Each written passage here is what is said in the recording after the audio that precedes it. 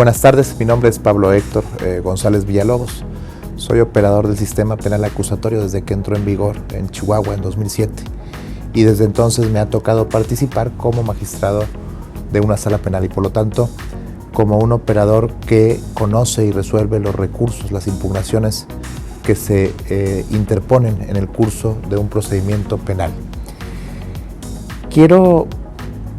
compartir con ustedes la siguiente reflexión. Si tuviéramos que poner sobre la mesa cuál es la esencia, el corazón, vamos a decirlo así, del sistema acusatorio, diríamos que es la preservación de la audiencia como el espacio natural en el que debe ventilarse la información que sirve como base para resolver un caso, debe valorarse esa información y debe emitirse la resolución.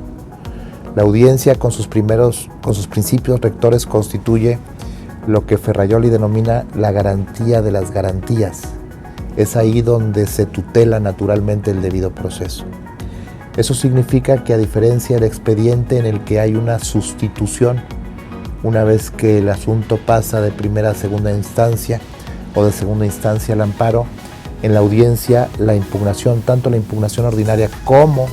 el juicio de control constitucional, no pueden ni deben ser operados igual que como se operaba en un expediente porque se corre el riesgo de sustraer la decisión de la audiencia y por lo tanto de perder ese espacio natural de tutela del debido proceso. Esto implica varias cosas de cara a la coexistencia del procedimiento penal acusatorio con el juicio de amparo. Por una parte, en relación con el amparo indirecto, el principal problema que tenemos es que en esas etapas preliminares de preparación al juicio, la suspensión con mucha frecuencia se convierte en trabas temporales que dilatan la sustanciación de esas etapas preliminares y por lo tanto que posponen la celebración del juicio oral. Esto implica un riesgo de vaciamiento de la audiencia porque conforme pasa el tiempo, los testigos y los peritos, y hay que tener en cuenta que son los declarantes los que constituyen la prueba en una audiencia de juicio, porque incluso la prueba material se introduce a través de la incorporación en el contexto de un testimonio o de la declaración de un perito. Estos declarantes, conforme pasa el tiempo, empiezan a perder información y por lo tanto la calidad de la audiencia empieza a demeritarse. El problema principal del amparo indirecto es que se ha convertido precisamente en un obstáculo para la sustanciación expedita, diligente, de estas etapas preliminares para que pueda haber una audiencia de juicio en un tiempo razonable. Por lo tanto, creemos que el amparo indirecto tendría que limitarse en tanto que instrumento de control constitucional solo a aquellos actos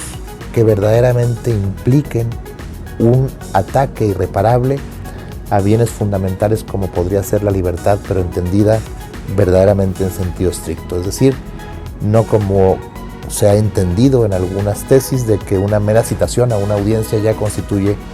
un ataque a la libertad. Y desde luego repensar la suspensión para que la paralización de las etapas preliminares no ponga en riesgo la calidad de la audiencia. Por otra parte, en cuanto al amparo directo, es bien importante, como también ocurre con la segunda instancia,